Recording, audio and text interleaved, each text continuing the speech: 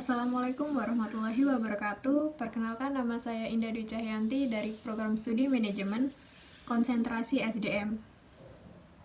NIM saya 1703010033. Nah, video ini saya buat untuk menyelesaikan tugas dari video pertama, mata kuliah aplikasi bisnis.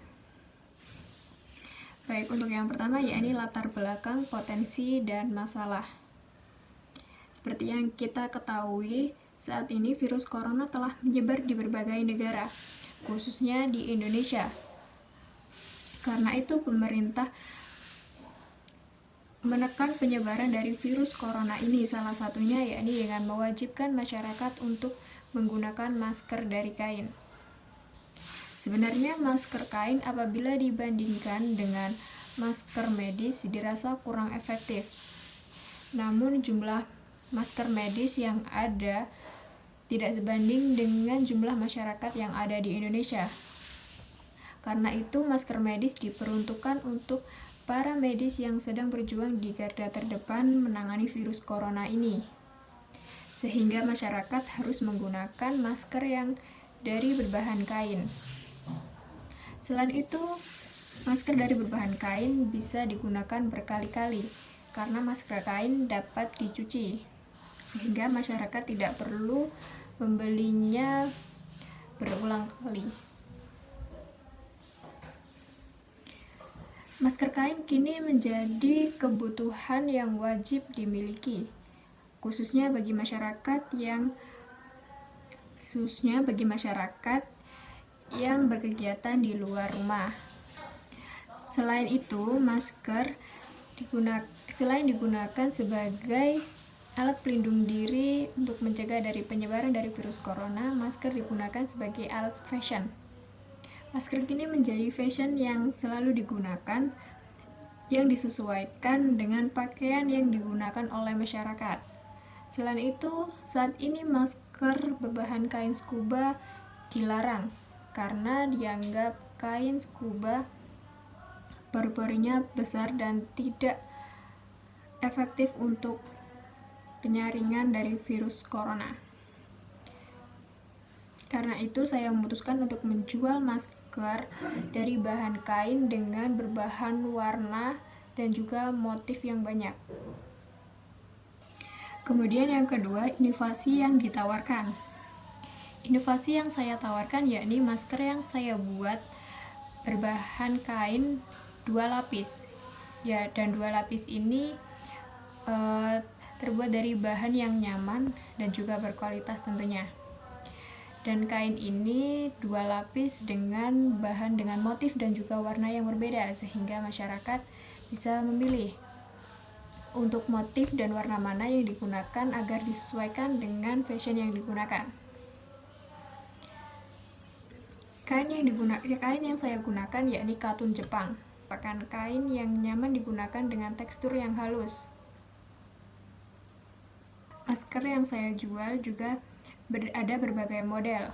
Ada yang earlobe yang biasa digunakan dikaitkan pada telinga seperti ini. Dan juga ada yang model berhijab. Untuk para wanita yang menggunakan hijab tidak perlu khawatir jilbabnya akan rusak saat menggunakan masker, karena ada masker yang digunakan untuk hijab. Untuk yang ketiga yakni dampak sosial dan ekonomi. Untuk dampak sosial dan ekonomi, saya dapat mengajak masyarakat sekitar untuk menjadi reseller. Jadi masyarakat tidak perlu mengeluarkan uang banyak sebagai modal. Masyarakat cukup melakukan promosi dengan media online seperti sosial media. Dan apabila ada yang membeli, mereka bisa langsung mengambil barang kepada saya dan dijual langsung.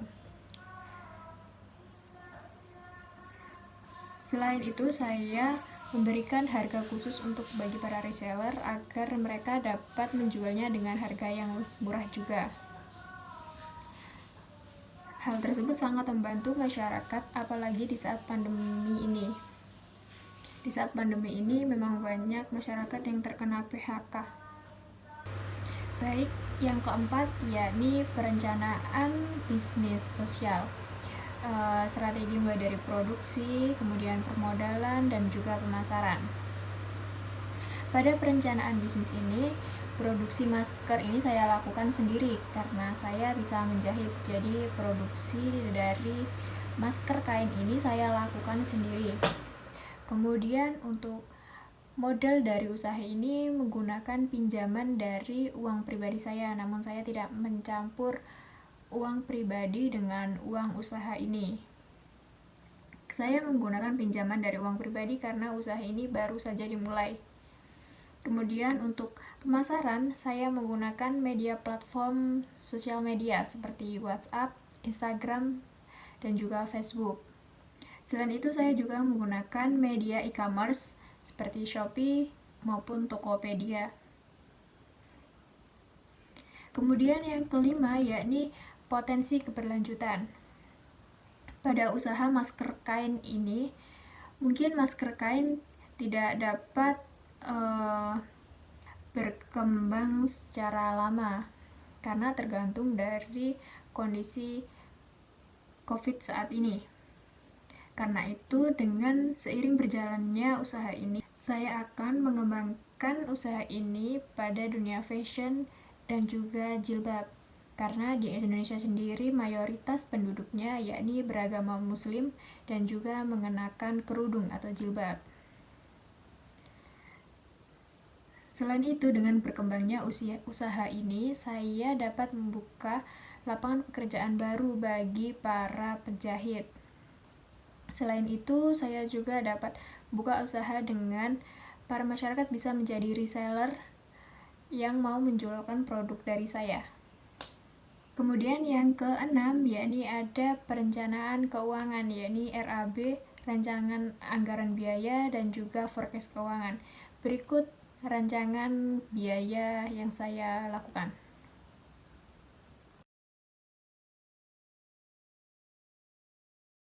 Nah, tadi merupakan serangkaian latar belakang akan usaha yang akan saya jalankan.